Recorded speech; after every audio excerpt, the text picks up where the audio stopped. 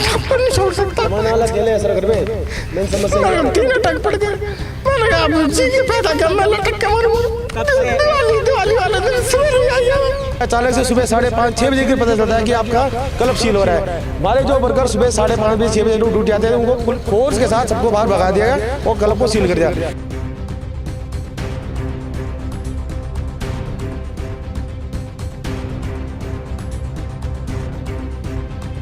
इंतजार कर रहे थे कि शायद हमसे पहले बातचीत की जाएगी या सुनवाई होगी हमारी कुछ, लेकिन ऐसा कुछ नहीं हुआ। फुल पावर के साथ है और हम सबको बाहर निकाल दिया गया। सारा हम लोग सब ऐसे बर्बाद हो गए कि हमें पता ही नहीं अब हमारे साथ आगे क्या होने वाला है, और रोड पे लेकर हमारे को छोड़ दिया है।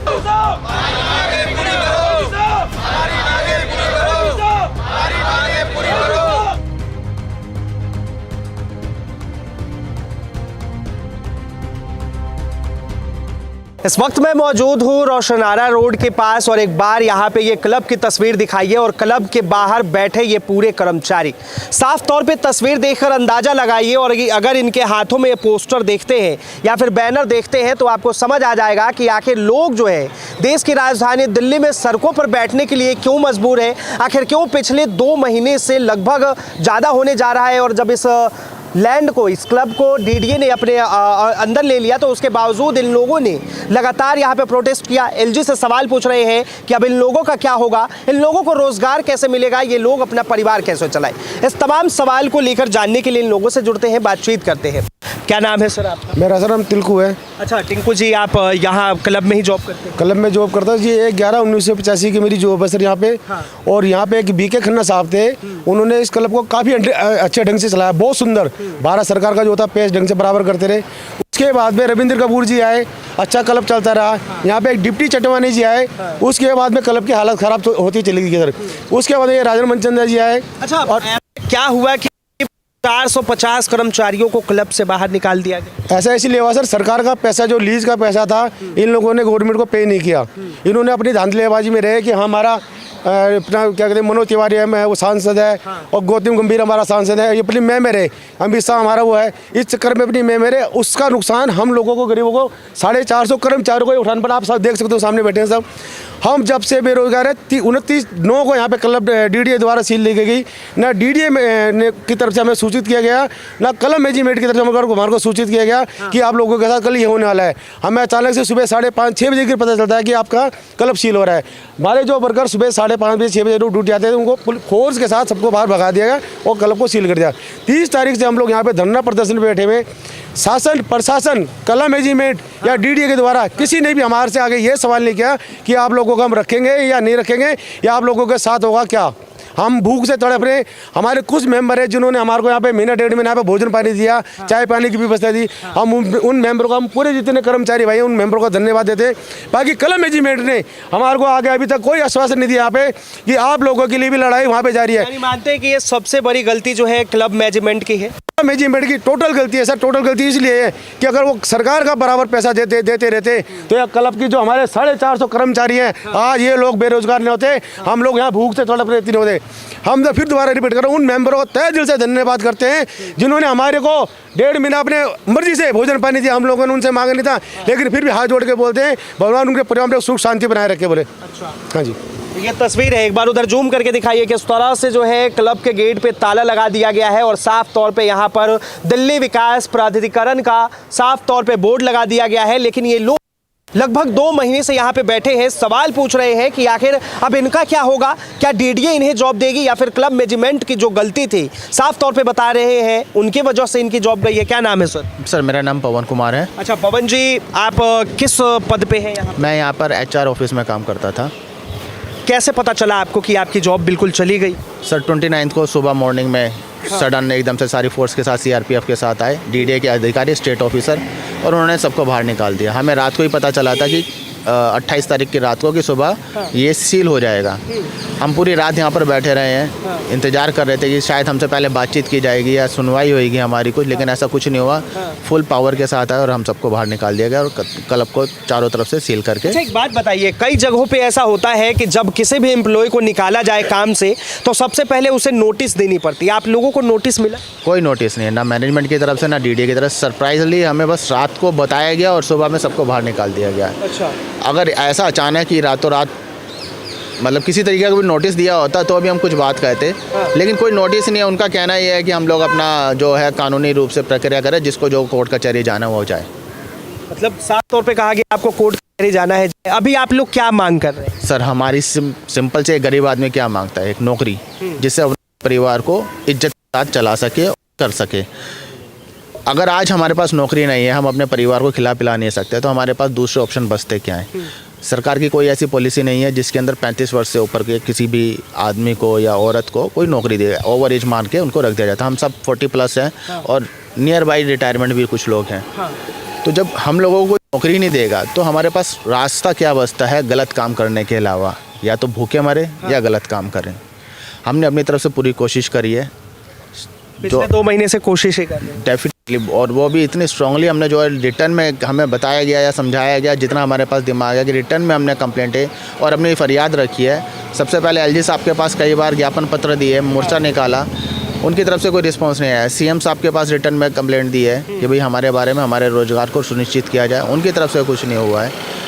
बीजेपी के जितने भी मोस्ट पावरफुल लोग हैं, राष्ट्रपति या प्रधानमंत्री या अमित शाह या हरदीप सिंह पुरी या प्रदेश अध्यक्ष, सभी को रिटर्न में लेटर दिए हैं कि भी हमारे बारे में सोचा जाए, हमारे रोजगार के वो सुनिश्चित किया जाए। उनकी तरफ से कोई रिप्लाई नहीं आया। साफ तौर पे जो है कोई सुनवाई नहीं है इन लोगों की, लेकिन फिर भी ये लोग डटे हुए हैं। सर आप कब से काम कर रहे हैं यहाँ? सर मैं 2001 से काम कर रहा हूँ। 2001 से काम कर रहे हैं। क्या एज होगी अभी आपकी? मेरी 42 साल। 42 साल। अब लगता है कहीं आपको रोजगार मिलेगा? मुश्किल है, कहीं नहीं मिलेगा। अब सर मैं तो एक ही चीज़ बोलूँगा, हमारी दिवाली भी मैनेजमेंट की वजह से इतनी बुरी बनी है। जो हमें दिवाली से पहले देना चाहिए था मैनेजमेंट को, वो हमें दिवाली के बाद दिया गया। वो भी सैलरी दे गया, हमारे बोनस का अभी कुछ पता नहीं है। मैनेजमेंट की वजह से हम लोगों की हालत हो रही है। अगर ये लोग सही होते, सरकार को बराबर अपने साथ में लेके चलते, तो हमारी हालत नहीं होती। और आज हमें देखने नहीं आ रहे तुम लोग जिंदा हो मर गए हो करके, सारे अपने अपने घर में बैठ के दारू पी रहे मस्त हो रहे। अच्छा, हाँ जी। ये मानते हैं सर कि मैनेजमेंट की वजह से आप लोगों को आज सड़कों पे आना पड़ा? जी सर, पहले तो नमस्कार सर, मेरा नाम राकेश मौर्य, मैं यूनियन का प्रेसिडेंट हूँ। अच्छा। रोशनारा का। सर मैनेजमेंट के वजह से हम सारे रोड पे बैठे हुए हैं। हमारे पास कुछ ऐसे हैं, देखिए ये महिलाएं बैठी हुई हैं, ये सारी विडो हैं। ये इस कदर इस उम्र में हैं, इनके बच्चे बहुत छोटे छोटे हैं, सबों के हैं जितने हमारे सबके छोटे हैं। एजुकेशन और पढ़ाई लिखाई वगैरह ये सारा हम लोग सब ऐसे बर्बाद हो गए हैं कि हमें पता ही नहीं अब हमारे साथ आगे क्या होने वाला है। और रोड पे लेकर हमारे को छोड़ दिया है। हम रोज़ाना घुट घुट के जीते हैं और ऐसा रोज़ जब हमें नींद आती नहीं है, हम ज़्यादातर यहीं बैठे रहते हैं सारा दिन, और रात को भी आ जाते हैं उठ के जब नींद नहीं आती। इतना परेशान है हम लोग। हमें बस हमारे को रोज़गार दिया जाए, चाहे कहीं से भी दे, हमारे को सरकार रोज़गार दे हमारा, और हमारा जीविका का रास्ता दे, जिसकी वजह से हमारा खान पीन चालू हो और हम लोग हमारी ज़िंदगी आगे से स्टार्ट हो। तो देखिए साफ तौर पे सबसे बड़ा सवाल है, एक बार तस्वीर दिखाइए। अगर आप किसी का भी चेहरा देखेंगे तो कोई भी आपको यंग नहीं दिखेगा। सबकी उम्र जो है लगभग 35, 40, 45 इससे ज़्यादा ही दिखेगा। इधर भी दिखाइए किस तरह से लोग सड़कों पे बैठे हुए हैं, बार बार सवाल पूछ रहे हैं। आखिर इस सवाल का जवाब कौन देगा? क्या एलजी साहब को सामने नहीं आना चाहिए? उन्हें नहीं पूछना चाहिए कि आखिर मैनेजमेंट ने जब लापरवाही की तो इन 400 लोगों का क्या होगा? अब इनके पास रोजगार कहाँ से आएंगे? ये अपने परिवार को कैसे पालेंगे?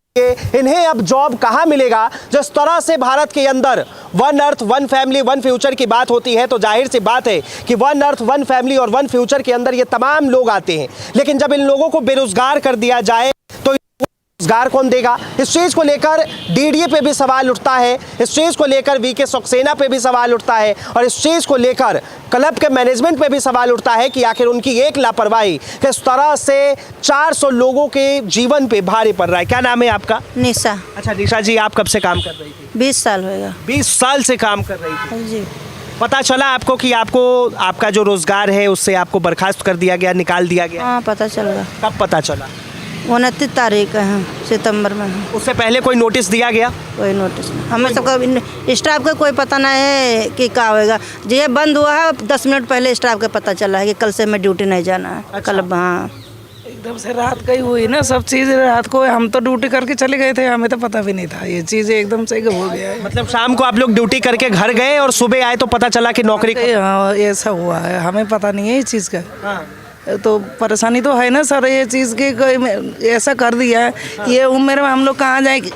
देखो ये चीज़ क्या होगा बताओ? त्योहार का टाइम है, बच्चे छोटे छोटे हैं, सबके किसी की शादी करना है, किसी का पढ़ाई लिखाई कराना है, देखो सब बेचारे भूखे प्यासे बैठे हैं, तो परेशानी तो है ना। ये तो इनके सोचना चाहिए ना। देखो आप ही देख रहे हो ना ये हाल। क्या नाम है आपका? सावित्री। अच्छा, आप कब से काम कर रही हैं? 18 साल हो गए सर। 18 सालों से काम कर रहे हाँ हैं। जी। रोजगार चला गया, क्या उम्मीद है कहीं और रोजगार मिलेगा? कहाँ मिलेगा सर, इस टाइम पे कहाँ मिलेगा, इसी उम्र में कहाँ मिलेगा रोजगार। तो बेटियाँ शादी करने के लिए बैठी हैं, दो बेटियाँ हैं, कोई करने वाला नहीं है, आदमी है नहीं है। अच्छा, हाँ जी सर, हम लोग आदमी नहीं है, आदमी की जगह नौकरी करते हैं। तो देखिए साफ तौर पे ये सवाल पूछ रही है कि इनको बेटी का शादी करना है, कोई और है नहीं काम करने वाला, तो आखिर ये करे क्या? ये लोग, तमाम लोग जो बैठे हैं, ये करे क्या, कहाँ जाए? अब इन्हें जो है रोजगार कौन देगा, जॉब कौन देगा? जी सर, पूरी दिल्ली के मालिक हैं एलजी साहब। हाँ। एलजी साहब को हमारे को यहाँ बैठे हुए कम से कम नहीं तो 1.5 महीने से ऊपर हो गया। हाँ। क्या उनको दिखा नहीं कि हम लोग यहाँ पे ऐसे बेरोजगार होकर बैठे हुए हैं, भूखे प्यासे बैठे हुए हैं? एक बार हमारी सुध लेने भी नहीं आए। इतनी उनसे गुहार करी हमने, इतनी गुहार करी है कि इतनी चिट्ठियाँ लगा दी हैं उनको, लेकिन हमारे को मिलने ही नहीं दिया गया। जी से लेके विधायक, सांसद कोई आया? सर, कोई ऐसा महकमा हमने छोड़ा नहीं है। राष्ट्रपति तक हमने चिट्ठियाँ लगाई हैं, कहीं से भी कोई सुनवाई नहीं हुई है हमारी। कोई सुनवाई नहीं? कोई सुनवाई नहीं हुई है, ना ही कोई हमारी सुध लेने आया है। हम लोग इस कदर हो गए हैं कि हमने, अब देखिए हमारी चिट्ठियाँ है, हमने सब जगह लगा रखी है। ये कोई ऐसा महकमा हमने छोड़ा ही नहीं है कि हमने उनको चिट्ठियाँ लगाई नहीं है, मतलब कहीं से भी नहीं। हमने अगेंस्ट टीम को भी, मतलब राहुल गांधी, जगदीश टाइडलर, हरभजन सिंह लवली, ठीक है सर, और आपका ये मीनाक्षी जी हमारे बीजेपी की हैं, सांसद हैं, और कोई ऐसा, हाँ, मल्लिकार्जुन, इनको भी लगाया, और ये उपराज्यपाल महोदय जी, इनसे भी कई बारी हमने कोशिश करी मिलने की, पर हमें मिलने ही नहीं दिया गया, ना ही हमारे पास आए ये, ना कोई ऐसा कि 1 मिनट के लिए आके बोल तो दें हमें, और कम से कम कि हम लोग अभी आपके साथ हैं, कम से कम हम कुछ दिन तो जिंदे रहें, नहीं तो भूखे प्यासे। साफ तौर पे इन्होंने, चाहे वो दिल्ली के सीएम हो या फिर सांसद हो या फिर एलजी हो या फिर विधायक हो या वो विपक्षी पार्टी के कोई भी नेता हो, उन तमाम लोगों को इनके तरफ से ज्ञापन सौंपा गया है ताकि इस चीज़ को लेकर उन लोगों की नजरें जाए, इन चीज़ों को लेकर जो है ये लोगों के साथ इंसाफ हो सके, ताकि इन लोगों को जिस तरह से रातों रात बेरोजगार कर दिया जाता है, जो लोग शाम को छुट्टी होने के बाद अपने घर पहुंचते हैं, जो लोग सुबह जब काम पे आते हैं तो पता चलता है कि इन लोगों की रोजगार चली गई है, ये अब इसी उम्मीद से सड़क पे बैठे हैं कि किसी दिन एलजी साहब आए और इन लोगों से वादा करे, या फिर डीडीए का कोई अधिकारी आए, इनसे वादा करे कि इन लोगों को रोजगार दिया जाए, ये लोग भूखे ना रहे, इनके परिवार भूखे ना रहे। आपका नाम? प्रेम।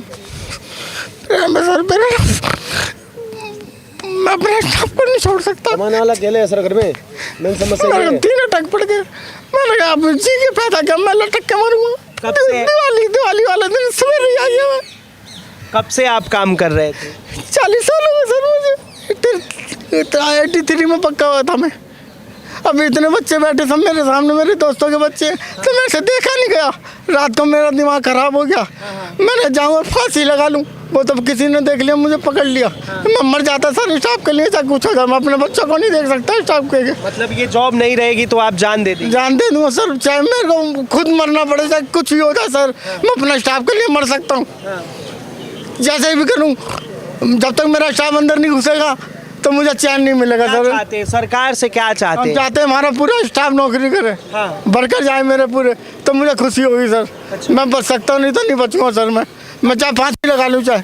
जिस तरह से आप काम कर रहे हैं, कभी उम्मीद थी आपको कि बीच रास्ते में इस तरह से आपको जॉब से निकाल? कोई बात नहीं सर, ना हमें पता लगा, अचानक ही हुआ सर हमारे साथ। जो हमारे दोस्तों के बच्चे हैं सब बाहर बैठे, मुझे दुख होता सर। अच्छा। मेरी तो ज़िंदगी हो ही गई ख़त्म, मैं तो 3 बार मेरे अटैक भी पड़ चुका, मरने से बचा। अभी इन बच्चों के मेरे मरने से अगर नौकरी आ जाती है तो मेरा खुश ऐसा नहीं है।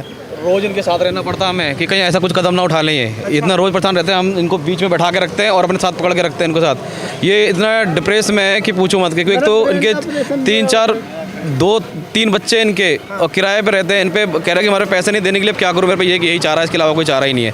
इसलिए इनको रोज़ बैठा के रखते हैं अपने साथ और पकड़ के रखते हैं कि ऐसा कुछ हरकतें ना कर लें ये लोग। हम लोग 30 तारीख से यहाँ पे धरने पे बैठे हुए हैं। लास्ट जो फेस्टिवल गया हमारा करवा चौथ वाला, उस करवा चौथ के दिन हमारे एक साथी एक्सपायर कर गए हैं अर्ली मॉर्निंग। वो भी साथ में काम करते थे, वो भी एक्सपायर कर टेंशन इतनी थी, रुपये पैसे की, सैलरी की, कर्जे की। अच्छे वाले थे 6 बजे तक, लेकिन 6:30 पौने 7 बजे वो एक्सपायर कर गए, आते आते वो ख़त्म हो गए। और फिर उस दौरान में मान के चलिए कि उसके कुछ एक दिन बाद ही एक हमारा साथी यहाँ से धरने से वापस जा रहा था वजीराबाद पे, उसका एक्सीडेंट हो गया। वो अभी तक हॉस्पिटल में, ट्रॉमा सेंटर से हम लोगों को फ़ोन आया कि यानी इसके 2 लोगों की जान जा चुकी। जाते हुए रह गए, वो बच गए हैं ट्रॉमा सेंटर में। तस्वीर ये रहा, वो हॉस्पिटल में ये जो एक्सपायर कर गए उनकी तस्वीर। अच्छा दिखाइए तस्वीर, किस तरह से एक व्यक्ति को काम का इतना टेंशन हो जाता है कि टेंशन के बाद उसकी जान चली जाती है। फिर भी अभी तक यहाँ पर किसी ने सूद-बूद नहीं लेने आई।